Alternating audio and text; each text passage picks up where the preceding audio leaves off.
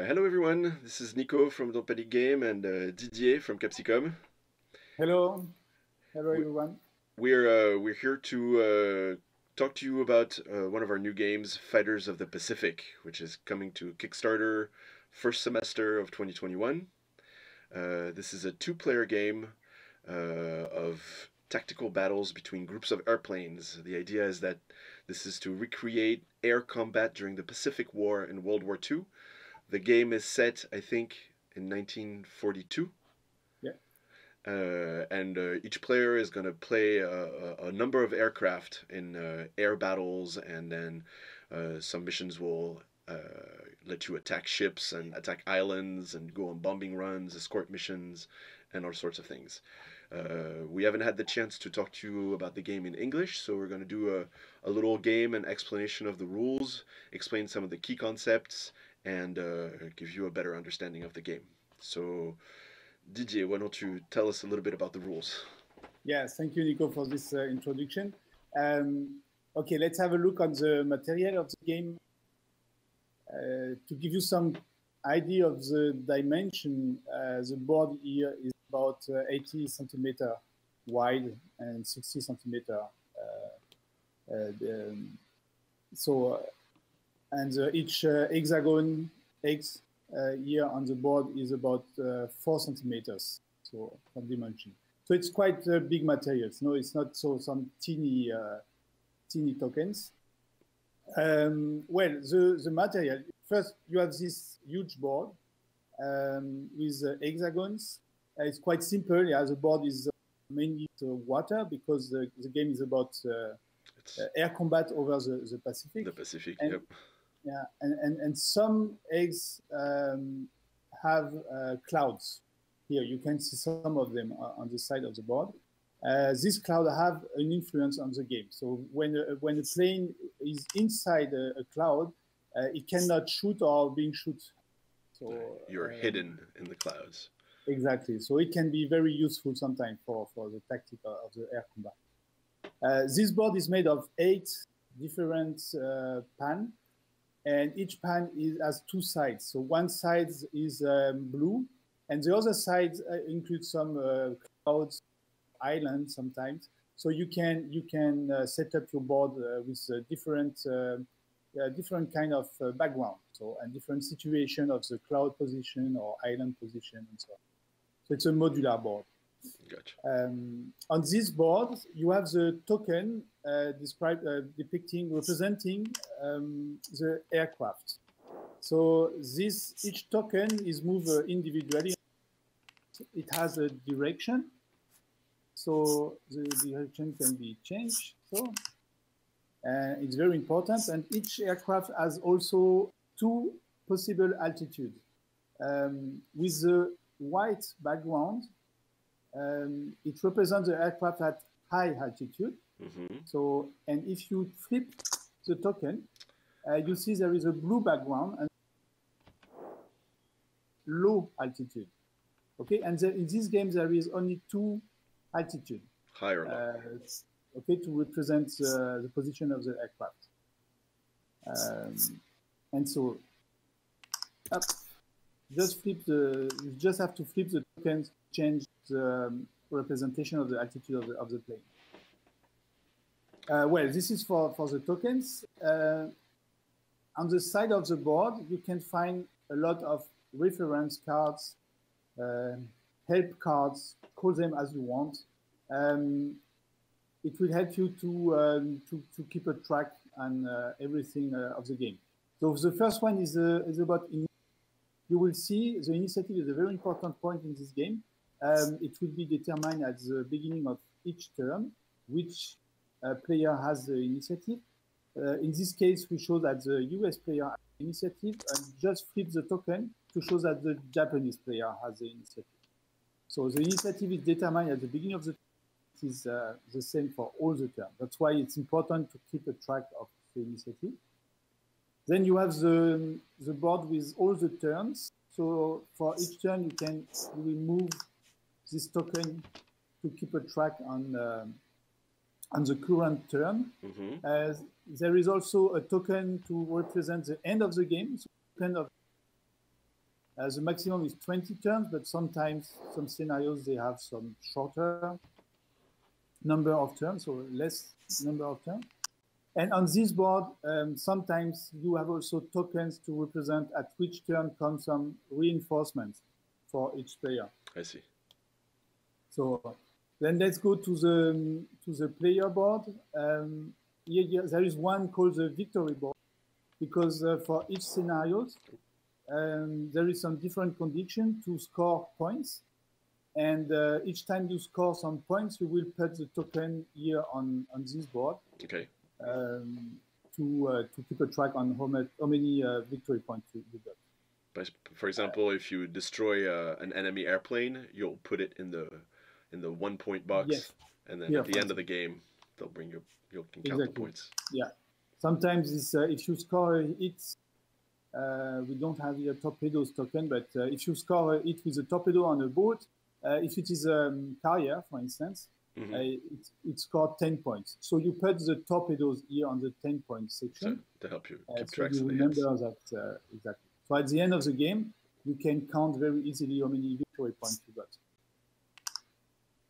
Then there is a small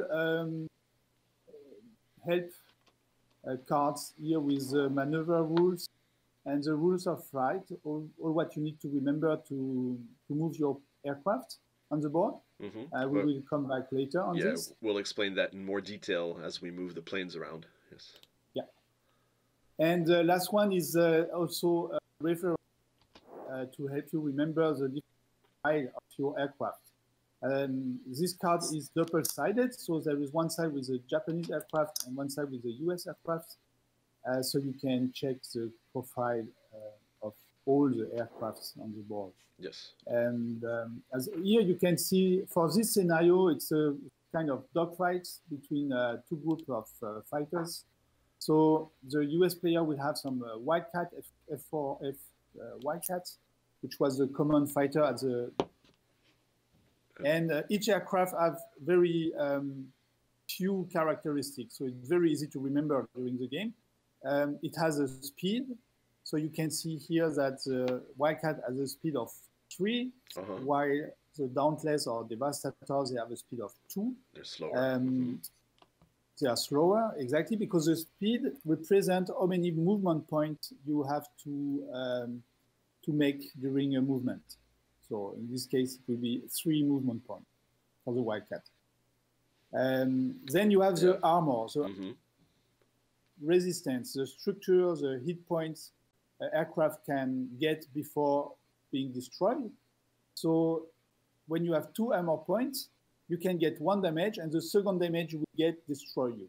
So as soon as you have 0 armor left, your aircraft is destroyed. Yes. Can you show me how you show damage on the tokens? Exactly, there is a token. You can go back on the board. I forgot to show you. Yes, this is a damage token here.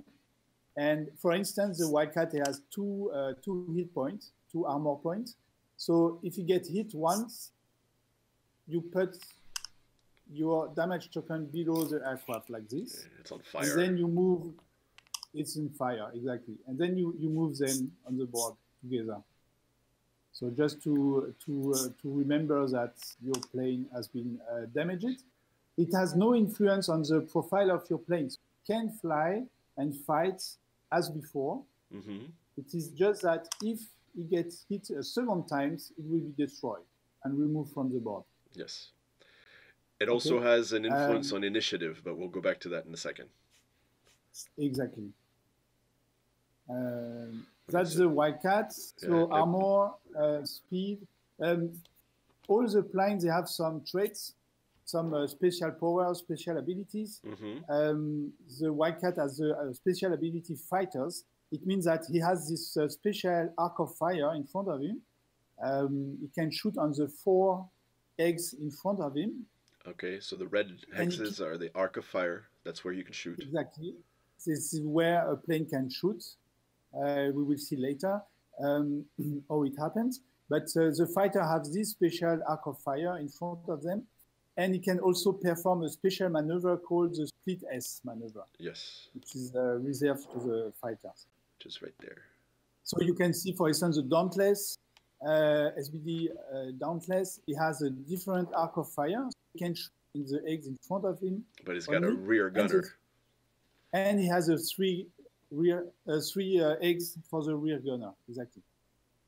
So, and he had a speed of 2, armor of 2, and his trait is bomber and dive bomb. So it means that he can carry a bomb or a dive bomb. Okay. And we will see later what it means. Nico, you can explain maybe the Japanese? Oh yeah, let me look at the Japanese planes. So you have Wildcats, and of course I have Mitsubishi Zero. And you see they're a little different. They have the same speed of 3, but they only have 1 point of armor, which means they don't get damage. If they get hit, they explode right away. There is an arc of fire that's also a little different because they have a 20mm gun, which was a very effective gun at short range. So if they shoot at someone that's right in front of them, in the hex right in front of them, they do double damage. Instead of 1 hit, they'll score 2 hits. So if I'm right behind or right in front of a Wildcat, I can shoot it in just 1 shot if they're right in front of my 20mm gun. They're fighters, so they can do the split S just like the Wildcat, but they're also agile. And agile, if I remember correctly, it means at the end of my movement, I get a free extra turn that I can use because the Zeros used to turn so well. They're lighter planes, so they're more maneuverable, but of course they only have 1 hit point. And then you see the Japanese, they're not in this scenario, but they also have bombers, the Val and the Kate. And like the American bombers, they have a short arc of fire in front of them, but they also have rear gunners that have wider arc of fire. They have 2 speed and 2 armor, much like the American bombers. One of them is a dive bomber, flammable because they're made of wood. So there's a special rule, maybe we'll explain that later. They're also agile because they're very light, whereas the Kate is a torpedo bomber and is also flammable because they're made of wood. So that's for the difference between the planes. The stats for the planes are very simple, but you see that with subtle differences, you can give a little personality to each of the planes. So when we play, there's a sequence of play for each turn. And I'm going to start on that. The first thing we do is to calculate the initiative, and for that you need to understand a key concept, I guess, which is the groups of aircraft. And I'll just go ahead and explain that. A group of aircraft is any aircraft of the same player that are adjacent to each other at the same altitude and facing in the same direction. So you'll see these 3 planes here are 1 group. These 6 planes here are 1 group.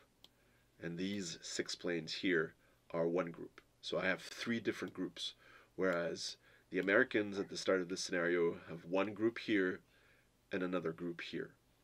How does that work? Is when you calculate the initiative, each group of aircrafts at high altitude is worth +1 point of handicap. Each group at low altitude is worth 2 points, and each damaged craft is worth +1 point. So, for example, a group that has low altitude with a damaged aircraft would be worth 3 points. So at the beginning of this scenario, I have 3 groups at high altitude. Each of them give me 1 point of handicap, whereas the American has moved all his planes around. So I'm going to try and calculate this. So here you have 1 group at high altitude, that's 1 point, plus 1 damaged aircraft, that's 2 points. A low altitude group, that's +2 points, that's 4. Then you have another high altitude group here with those 3, that is +1, so that's 5. And this guy is not facing the same way, so he's another point, that's 6 points of handicap. So the Japanese has 3 points, and the American have 6 points. The Japanese have the lowest handicap, and therefore this would be a Japanese initiative turn. I replace all my aircraft as they were. It was just for the exercise, but yes. Well done. So sometimes the initiative can vary greatly depending on how you were able to organize your aircraft in the air. So that was the initiative sequence, yeah, the initiative phase. The second phase is the activation phase, and basically each player, starting with the one who has the initiative, will activate one group, then the other player will activate another group, and so on, back and forth, except that each player is allowed to pass. If I have initiative and I don't want to move my group right away, I can say I'll pass, and then the other player will have to move one of his groups. Exactly. When yes, the initiative play a very important role because the player with the initiative play first, if you like, one of his group, but he can always pass, and he can always pass. It means he can pass for each time he has to activate a group. So it means I can let the other player move all his plane before I move my plane. Right, you can pass multiple times. Yes. Yeah. Because sometimes it's important to wait and see what your opponent is going to do if you want to play more defensively. When you have moved a group, and we'll show you in a minute when we start playing a few turns, you use activation tokens to show that a group has been activated. So if I had moved this group, I would then put an activation token to say that this group has gone. Yeah, you can this activation token really. For instance, you can put one. There is two sides with two different colors. They have no special meanings. They have the meanings you give to them. You will see sometimes there might be some several tokens on the same place. So if you want to recognize them, you can use the colors. And you can also use one token for a group of aircraft like this. So it spars the number of tokens you have on the board. But sometimes you can also, to have a good track on the activation, you can use one token per aircraft. Yes. So it's quite free use of this token. Just a tool to keep track of which plane has had their turn and which hasn't. And I think we're almost ready to try a few turns, maybe. Yeah, okay. So this is the first turn of the game. This is here the first scenario. It's a dogfight where two groups of fighters meet over the ocean. They decide to fight each other because they have almost the same number of aircraft. Mm-hmm. And they decide to fight each other. The fight will last 12 turns. After the 12th turn, we will run out of gas. Of fuel. We have to turn back. Of fuel, yeah. It's called bingo fuel. We have to go back to base. Yeah, exactly. And the aim is to destroy as much aircraft of the opponent as possible. Each aircraft destroyed counts for one victory point. Yes. That's the rule of these scenarios. All right, so just a word, a preamble, is that Didier is an excellent squadron commander, and I'm very bad. So don't blame me if all my planes get destroyed in the first few turns. Yeah, you say that, but it's not true. So first turn, first phase, initiative. We have counted it. I have 2 handicap points because I have 2 groups at high altitude. And Nico, you have the Japanese, and you have 3 groups. Exactly. So it means the initiative is for the American player, but initiative token on the US side. So remember that. Now it's my turn. I can activate one of my groups, or I can pass. I will play, Nico. I will activate my group first. Okay. Okay, and so when you activate a group, you have to move all the plane of the one by one. So I will activate one plane. So when you activate one plane, you have to use all the movement points of this aircraft. Right. The Wildcats, they have 3 movement points. They have 3 speed, yeah. So you have to move all 3 because a plane can't just like hover. Exactly. So how do I use my movement point? I can move 1 movement point. Okay. I can make a turn a left turn, for instance. In this case, I make a turn on place, and then I move. This is a second movement point. Okay. So straight. And then I can. I'm showing on the player aid. So straight, just go move to the next X, is one movement point. And what you did is a turn, which means first you change the facing of the aircraft, then you move one space. That's also one movement point. And then I can do a slide also on one side like this. But that is very important. The second very important rule, you can never do a right maneuver after a left maneuver or vice versa. Okay. So it means here I have made a left turn, so I can't not slide on the right because it would be right and left and right. It's not possible. You can either go straight or make another left turn. Exactly, or a left slide, for instance. The left slide is basically you don't change the facing of the aircraft, but you still move one hex to the side. So it looks a little bit like the turn, except you don't change the facing of the aircraft. The aircraft is sliding. So in this case, I have to spend one more movement. Okay. And you want straight. Yep. Then it's not the case here, but once you have moved one aircraft, you check if you have a target in your arc of fire. Mm-hmm. It is not the case here, so I just move the other aircraft. So I will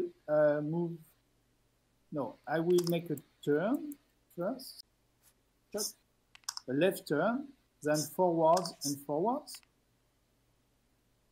And I can put some tokens here to remember.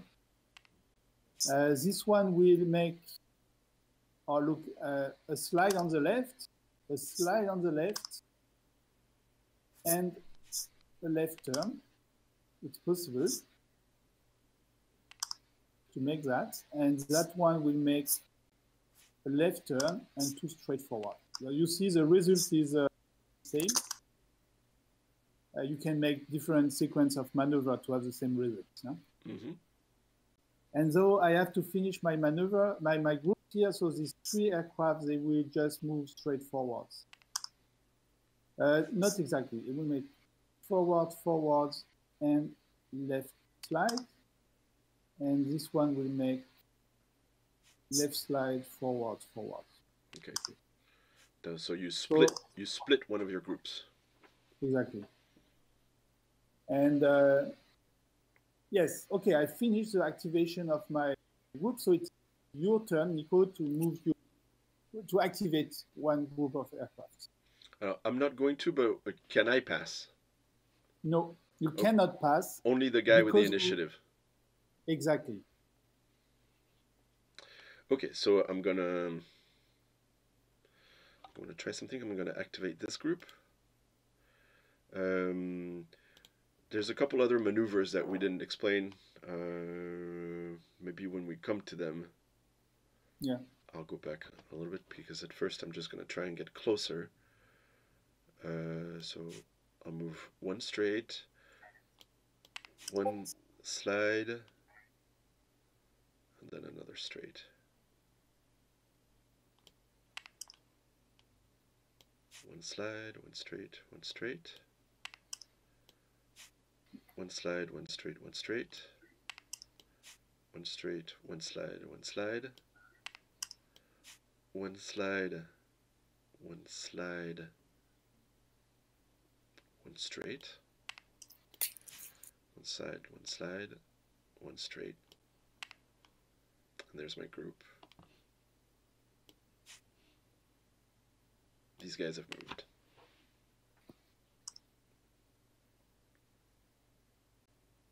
Good.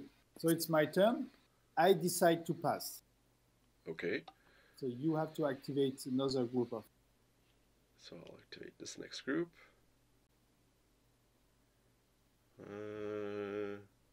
This one is just going to slide.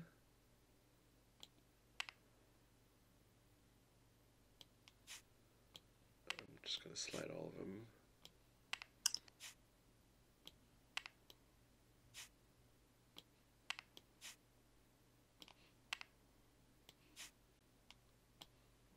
There you go. Okay, it's my turn.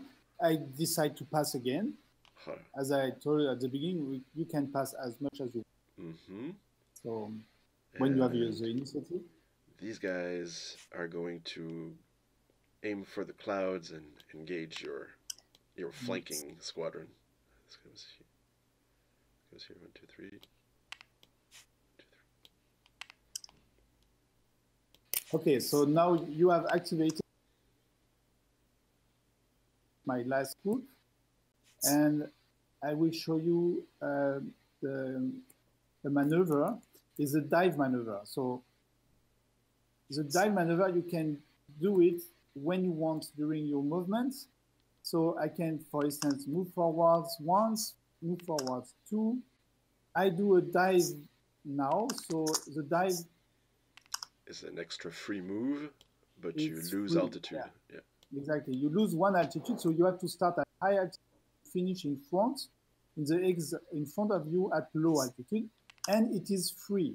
So it means I've made only 2 movements before, so now I have still a free movement, last movement, and I will slide on the right. Okay. And this one will dive first, make forwards, slide forwards, and this one will make slide forwards, forwards. This is my 3 movement point, and now I perform my dive. So, and now I have one group at low altitude here, and the other one. Yeah. You still have to move those because they were part of the same group at the beginning of the turn. Yes, exactly. Yeah. And then 1, 2, 3, 1, 2, 3. And now I show you, I can make this 1, 2, 3, because I can pass through another aircraft at the same altitude if it is of my side. Yeah. It is one of my aircraft. I cannot pass through an enemy aircraft. Okay? Gotcha. And you can pass through an aircraft, also enemy, if it is not the same altitude. Okay? And you can never stop on an X with another aircraft, even if it is one of your aircraft. Even a friendly one. Yeah. Yeah. And that one will make a turn, a slide on the left, and it's bad, a straight forward. It's a maneuver, but too late. One point about this. This is a game where you can try to optimize all your movement and all your turns. We will recommend that each time you start to move a plane, you have to play it as you have moved it. If you come back and try another movement and come back, it takes forever to do a turn. Yes, exactly, and you will lose all the dynamic of air battle. So we really strongly recommend that once you have started to move an aircraft, you have to go to keep your movement and to go to the end. And you keep what you have done, even if it is a failure, just like I've done now. Yes. That anticipates. Sometimes in a dogfight, you don't have room for mistakes. Yeah, but sometimes it happens. So in the free of the fight, pilots were not perfect and optimal. So don't hesitate to play that rule, because it gives some really true life in your fight with some mistakes sometimes. Yes. Okay. Adds tension to the game. Absolutely. Yeah, important. So we have finished the first turn. The third phase consists very often to move torpedoes, and we don't have any of this in this game, so the turn is finished. Mm-hmm. In this case, we remove all the activation tokens. Oops.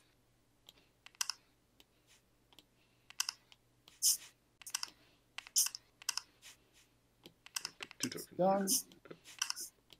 So now we have a bunch of tokens. New turn. So you move the turn counter here to the turn number 2. Mm-hmm. And we start with the first phase, is the initiative phase. So Nico, how many handicap points do you have? I have the same as before. I didn't change my groups, so I have 3 points of handicap. Okay. So I have 1 group here at high altitude is 1 point. Here another one is 2 points of handicap. This group here is at low altitude, so it counts for 2 handicap. It's make a total of 4.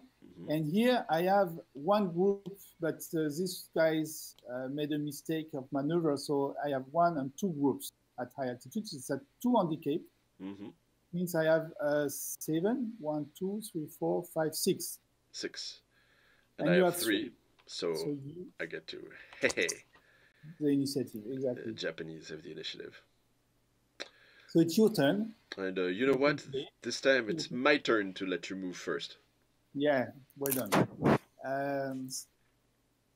Okay, so I will activate this group here of 3 planes. 1, 2, 3, like this. And this one, 1, 2, 3. 1, 2, 3, like this. Oops.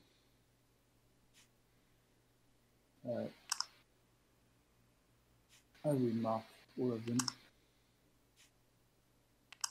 It's your turn, Nico. Yep. So now this is where I'm bad at the game, because I need to anticipate where you're gonna go and where I'm gonna go. And this actually doesn't look very good for me, because if I move 3, I'll be out of range, but the next turn you'll be in range. But maybe next turn you will have the initiative. I'll have the initiative, maybe. That's right. Yeah. So I got to try and stay together. Yeah. Up.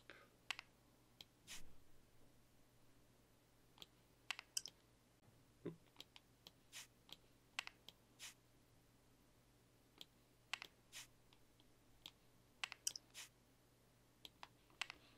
Okay.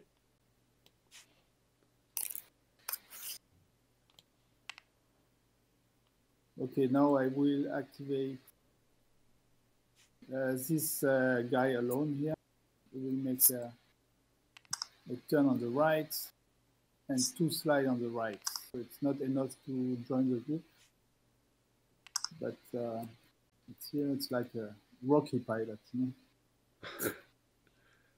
So your turn. He's the new guy. Yeah, I'm just gonna keep going.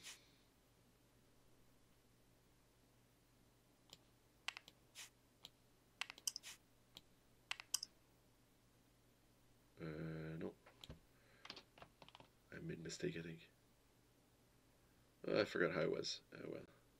Why? I think it was like this.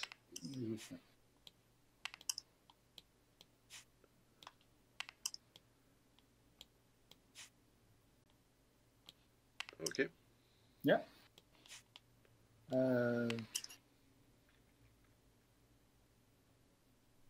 So my group here of 3 are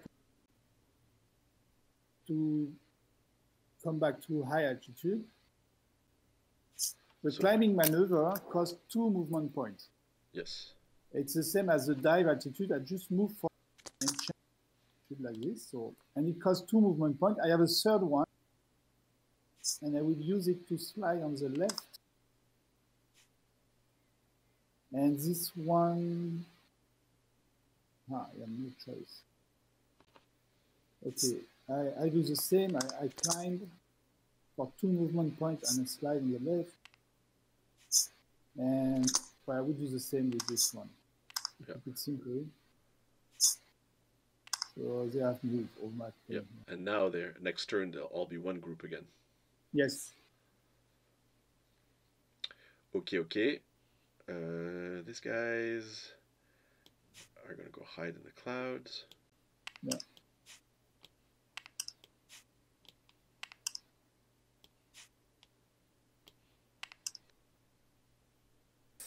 Okay, so my turn. I will make a right turn, straight, right turn, straight, right turn, straight. Oh, it's a mistake again. Right turn, straight. Oh, no, it's okay. Okay. Up. This group has been activated. You don't have any aircraft. I don't have what? I see. Yeah, I'm done. Yeah. Yep. Okay. So I have to move my last aircraft group here. 1, 2, 3. 1, 2, 3. Yes. Yes. Yep. 1, 2, 3. So I grouped my aircraft again. So it's finished. Yep. We have moved all of our aircraft. So we can finish the turn and move all the tokens.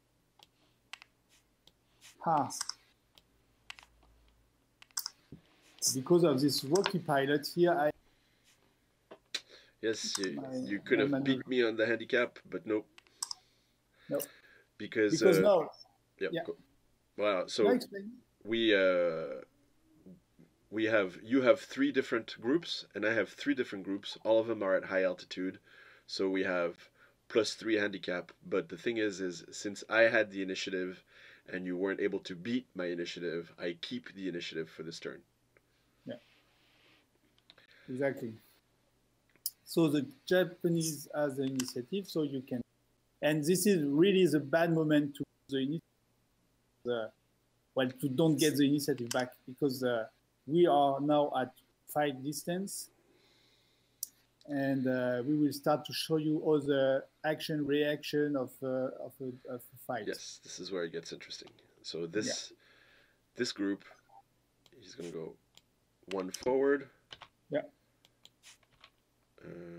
Up, turn left, 2 points, and 3 points. Okay. And so here I have several planes in my arc of fire. I'm going to shoot this one, which is right in front of me, because I can do double damage. Okay. So you have activated your plane. I am in your arc of fire at the end of your movement. That's very important. And now my plane has not been activated yet, so I can react to this attack. You can try to dodge. Exactly. I have to dodge. It's a mandatory movement. To dodge, I just have to spend 1 movement point to go straight forwards, or to slide on the left or on the right, or to make a turn like this, or a turn like this. So in this situation, you see that the only movement I can do is to move forward. Yes. You could also dive or do a split S. Exactly. The other point is that I can dive at any moment in my movement. So I could dive now, for instance. So make a free movement straight forward, losing 1 altitude. I don't do that because it's too dangerous. Or I can do a split S. It means that if the split S is a special maneuver, you have to start it, and then you finish at low altitude on 1 X adjacent to your starting position. But facing in any direction. Yes, with your tails in direction of the square you're coming from. So, for instance, I can finish like this. Yes. Okay? Coward. Yes, and I will do that because I think it's my only chance to survive. And this plane is now considered as activated. I cannot activate it again. And I cannot dodge a new attack on this plane. So that's why these flying tokens, they have, these targets drawing on them, because once you have been activated, you really become a target for your opponent. Nice. Yes, so, even if you don't shoot down an airplane and the airplane is able to dodge, it's still good to attack because it disrupts the other player's organization. Because if you carry your attack well, then his planes are going to be all over the place. Okay. Yeah. You have to finish to activate your groups. Yeah.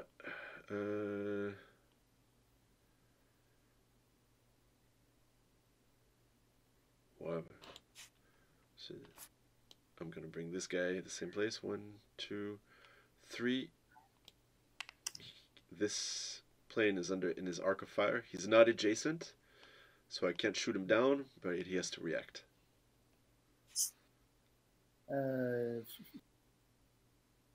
So if I move forwards, I'm still in your arc of fire. so I will be shot.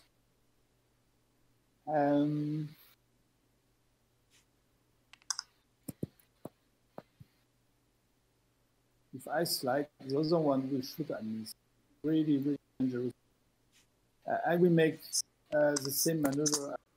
Make a split S in this direction. Right. And since the planes are at different altitudes, they can still be on the same X. Yeah. Yellow-bellied American pilots. Well, I'm going to keep pushing. But a good pilot is leaving. Huh? You know that.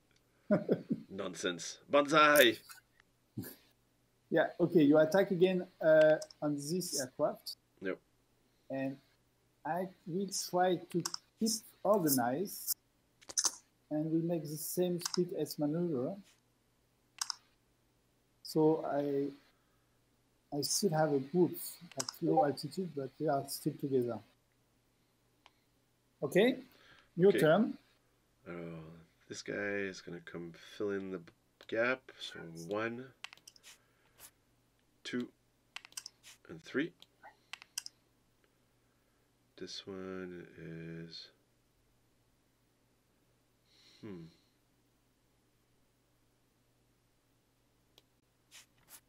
1, 2,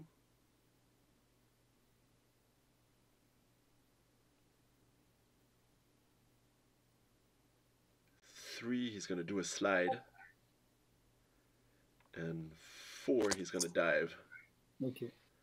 Oh, good.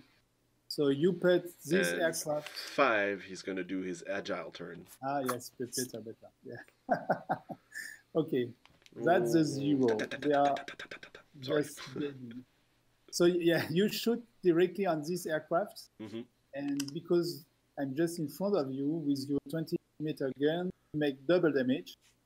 I have 2 hit points, so I'm destroyed in one shot. And I take this guy. Yeah, take it to your 1 point. That's the first victory for the Japanese. First blood. It's not gonna last. I don't know. Okay. You still have 1 aircraft to move. Oh, I quit.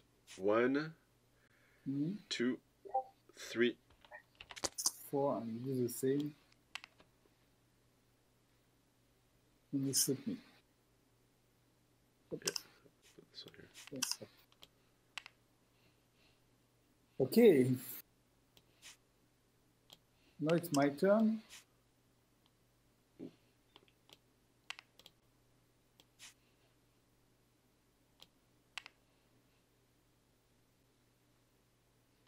So I will fight back. Fight back.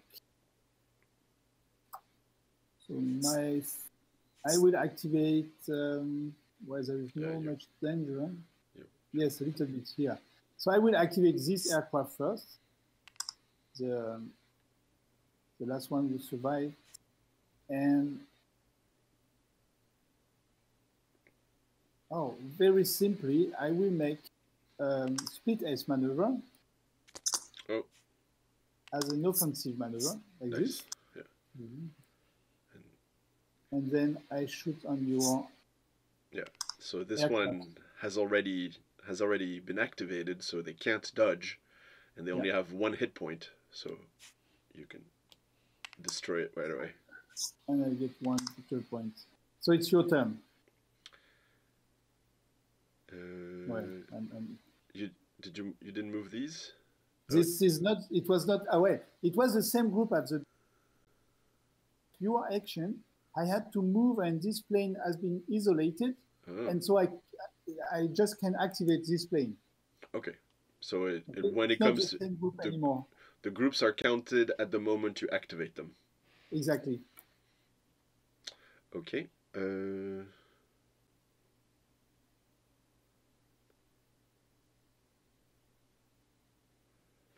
So I'm going to try and go this way.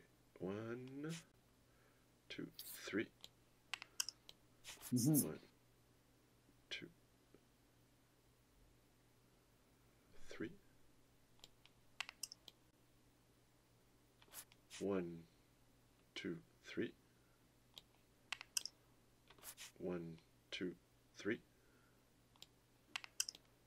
1, 2, 3. 1, 2, 3. Okay, it's bad. It's really bad for me.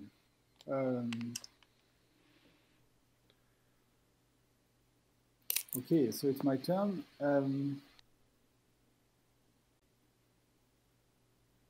Well, I will activate here again. I will activate these 2 airplanes. I don't know if I can catch you, actually.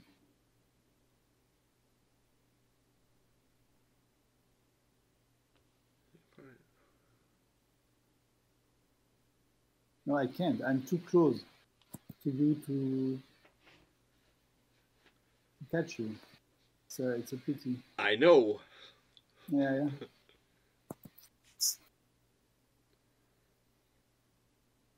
So I will try to escape, but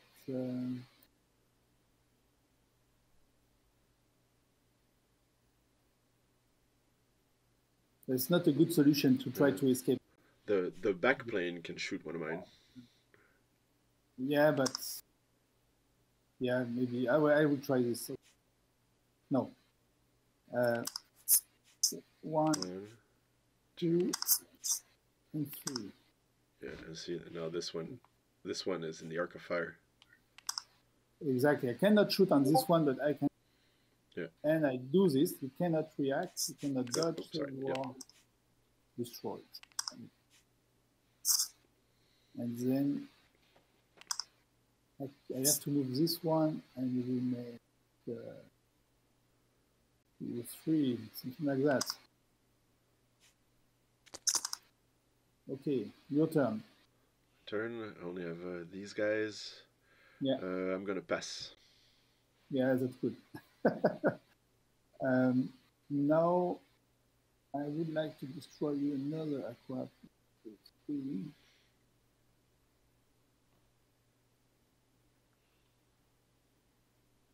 Yeah, you can hit this one. Yeah, or yes, one of these. I can decide when I have to. I can decide on which one. So yeah, it's the same. Let's destroy that one. Boom. Okay. Okay, it's your turn. I'll pass again. Yeah. That's good. Yeah.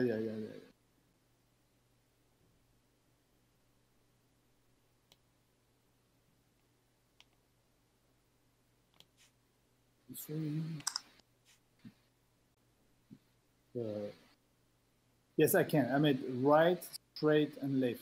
That's possible. Yeah. Right, and straight. Right. Right.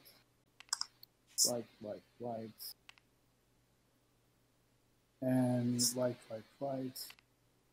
And not the best idea. Okay. They are moved. It's your turn. I'm finished with my airplane. Oh, let's see.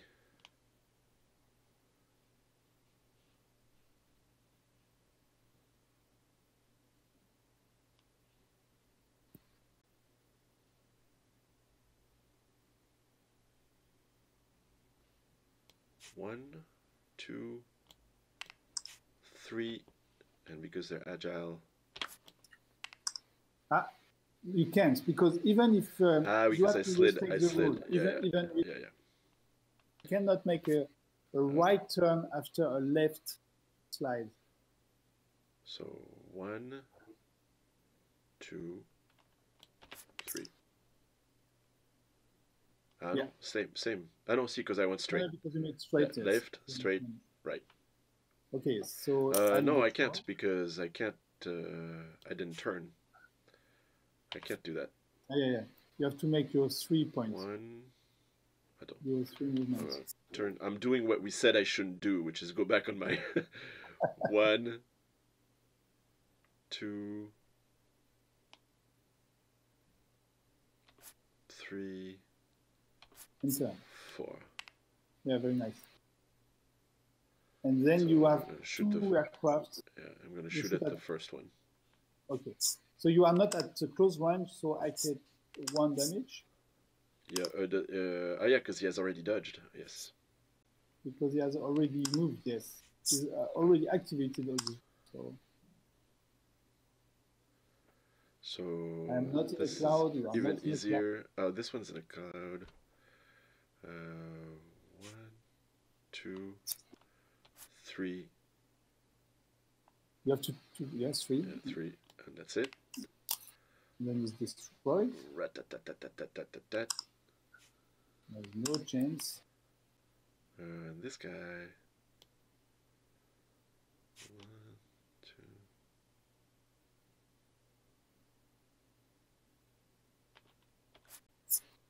3. And he's going to shoot at this one. Okay.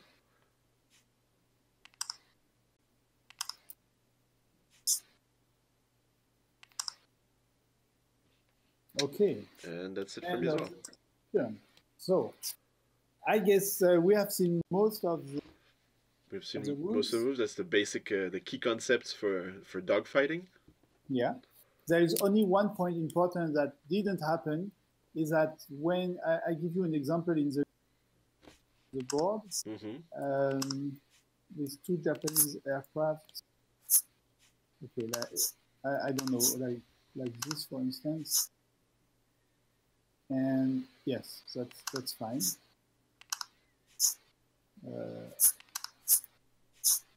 Okay, like this, for instance. Okay. 3, yeah. So this is the Japanese turn. Japanese make 1, 2, 3 and attack my aircraft directly. Okay. I can dodge. So I dodge like this. I make a straight movement. Okay. So I'm out of your arc of fire. It's okay. But because of my movement, I put your aircraft here in my arc of fire. Oh. So it means that this aircraft has to dodge again now. Oh, there can be chain reactions. Exactly. Then this is a chain reaction. Let's say that you dodge like this, and it's okay. So activation are finished. But your aircraft has been activated. You see? Yes. And if there was another one here, then he would have to dodge. And exactly. So on and so on. He will have to dodge and so on. And then what is important is, for instance, I try to make another situation. 1,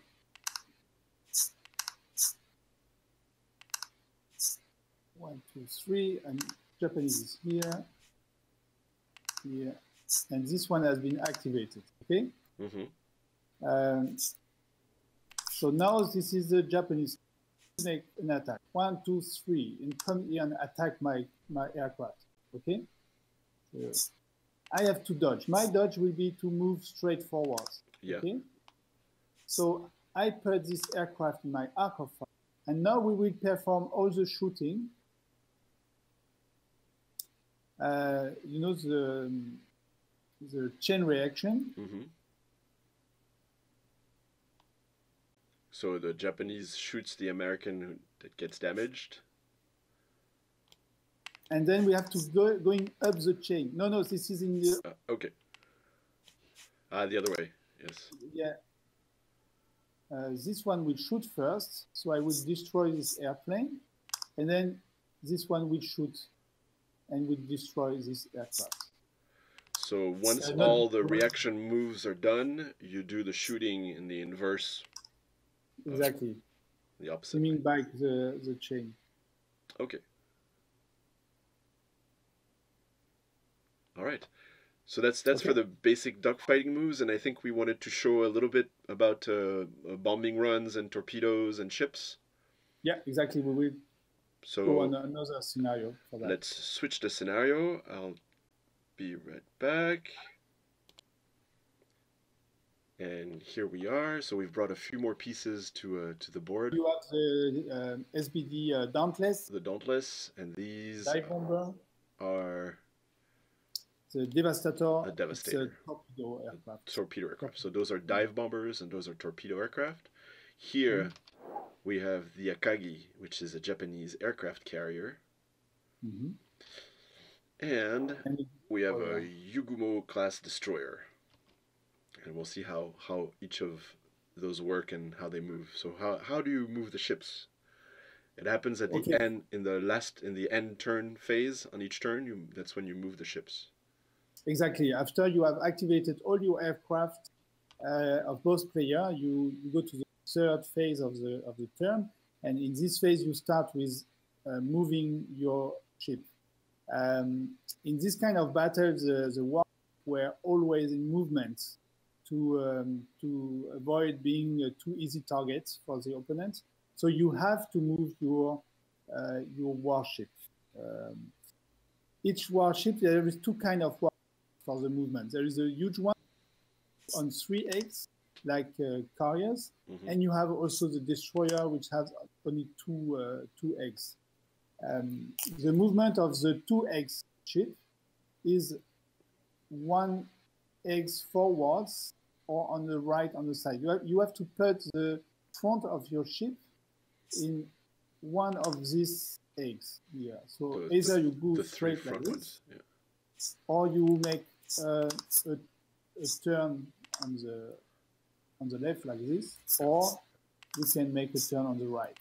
So, and the stern of the ship, the back of the ship, ends up where the bow of the ship was the previous turn. Exactly. That's the movement of the two eggs ships, like destroyers. And for the big warships, like carriers, you have the choice between moving forward, very simple like this, or pivoting on place, like this, or on the other direction, like this. In which case, the center stays in the same hex. Exactly. So you have to move, unless the back section of your ship has been hit by a bomb. So in this case, when you are hit by a bomb, you put the damage marker, but like this, you see, boom. So it means that the section of your ship here has been damaged. And so if it's the rear of the ship, if it's the stern of the ship, then the engines have been damaged and the ship can't move anymore. Exactly. In this case, it is fixed. You see, the carriers, they have 3 sections. So the rear section, the middle section, or the front section. And for the destroyers, there is only two sections. Okay. If a carrier is hit in the middle or front section, it can still move, but it cannot let fighter fly, also aircraft start from his deck. In several scenarios, you have reinforcements that come during the game, and sometimes they have to take off from the carrier when it's the Japanese. And if the carrier has been damaged before they can come in as reinforcements, then they can't take off because their runway is destroyed. Exactly. Thank you. You have the right words. So let's see how you put damage in warship. Let's see first the torpedoes. Here on the back, you have the 3 Devastator. Each of them carry 1 torpedoes. We make a difference between the US torpedoes and the Japanese torpedoes, which were more efficient. But the launching is the same. To launch a torpedo, during your activation, you have to make a straightforward movement at low altitude, and then you put the torpedo in front of you. So here, for instance, I will activate my group of Devastators. They are at high altitude, so I have first to make a dive movement. Okay, it's free, so I still have my 2 movement points. And I will make, this one has 2 attacking range, 1, 2. And because I've made a straight movement, I can launch my torpedo in front of me. The last movement of the plane has to be a straight movement at low altitude. It doesn't need to be the last. You can you can do you can launch your torpedo when you want. In the middle of your turn, and then you can veer off. Exactly. For instance, I can do it. No, I can't. But with this one, I will make a slide, a straight, a dive, and I cannot launch my torpedo because I haven't done a straight movement at low altitude. I just dive, so I cannot launch it. Okay? Mm-hmm. And I should concentrate a bit more. I will make a slide, I will dive, and I move straight, and then I can launch my torpedoes. Okay? Yep. I hope it's clear. So I launch my torpedo. Now imagine end of the turn, all aircraft have been activated. So now the Japanese player has to move his carrier, his ship. So he will try to avoid the torpedoes. So he can move straight forwards. I think it will be enough. And the destroyer will move straight through. And once all the ships have been moved, we move the torpedo. And you said the American torpedoes just go forward one. Exactly. That's the difference. The American torpedoes just go forward one, while the Japanese move two. So with the Japanese torpedoes, we will have this ship. But with the American torpedoes, the carrier is going to move out of the way just in time. Yeah. But there is still one torpedo here, so it's a good point. So now let's say we have a next turn. I have to act groups. This. I will make a movement like this to escape. This one also. Two left turn, so I start my escape. And this one, well, what is important is that I cannot torpedoes directly on the. No, but you can just go forward two and then drop your torpedo. Yeah, I would do this. Forward two, and I drop my torpedo. Yes. So you have to know that all warships, they have anti-defense, and it can shoot on all adjacent eggs and his own eggs at low altitude. Okay, so I am not in the arc of fire. Okay, but it could happen. It's other rules, but you have to be careful about the anti-aircraft gun of the ship. So I have activated all my aircraft. So now you do the end of turn phase where you move the ship. Exactly. So here I have my Kagi can move straight, but if it moves straight, it will be hit by this torpedo, and if I turn, I will be hit also, so on the rear.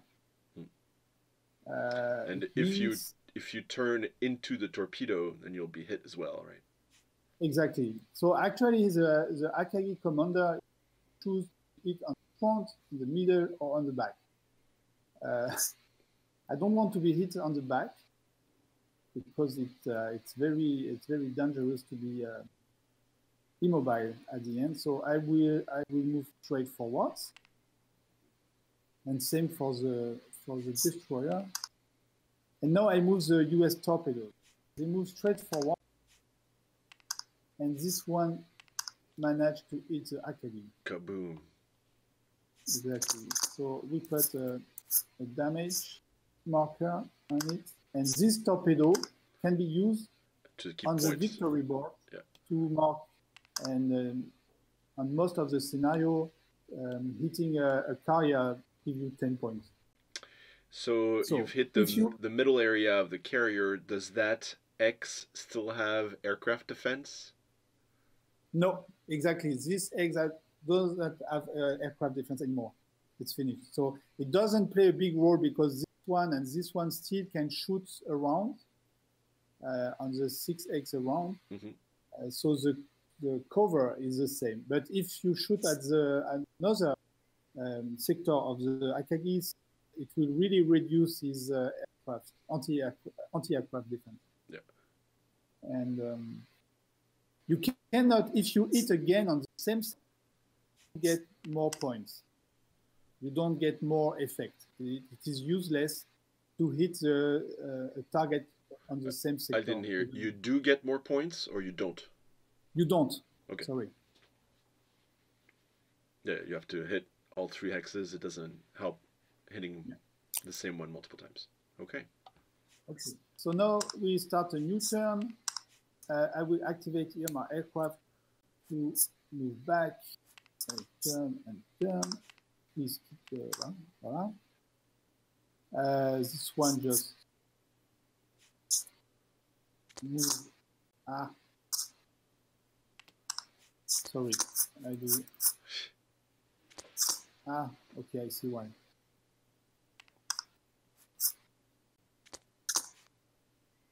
I move back. It's finished for them. And now here we will make an attack with dive bomber. Okay, with dauntless. Each dauntless is equipped with a dive bomb. So you can use, we have put a marker on the game with to remember that this aircraft has a bomb. What you can do also, you see this marker can be no bomb anymore. Okay. You can play your plane like this without too many markers.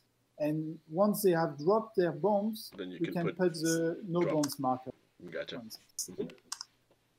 So now I move my plane. I have 2 movements. I make 2 straight because movement for each of them. It's end of turn.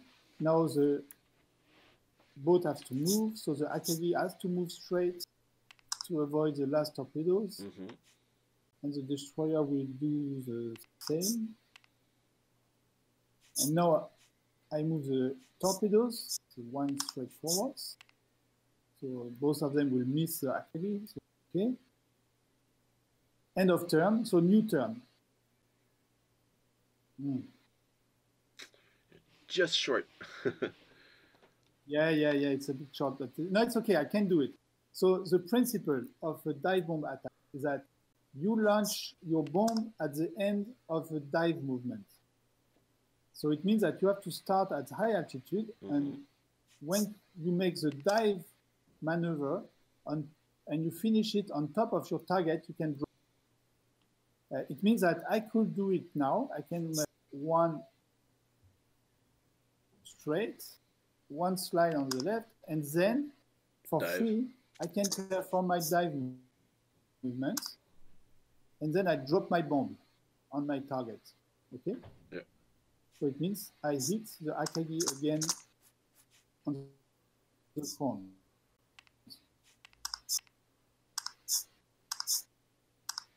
So the problem is that I could have suffered for the anti-aircraft defense of the Akagi because I'm still at low altitude and very close to it, but hit here before, there is no defense anymore on this zone. You see, the Akagi can shoot only on this. So I avoid it. What is important is that a dive movement you can do it any time in your movement. So for instance, let's say that my dauntless starts the turn at this position. So I can start with a dive. Drop your bomb. I drop my bomb. So I hit the Akagi, and then I still have to escape, for instance. 1 and 2. So, okay? Yep. Now the Akagi is completely destroyed.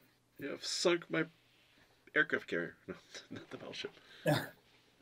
And you see that dive bomb are much easier to perform, to drop on your target as torpedoes. Yeah? And I think it depicts quite well the situation at that moment of the war. It's riskier because you have to get closer.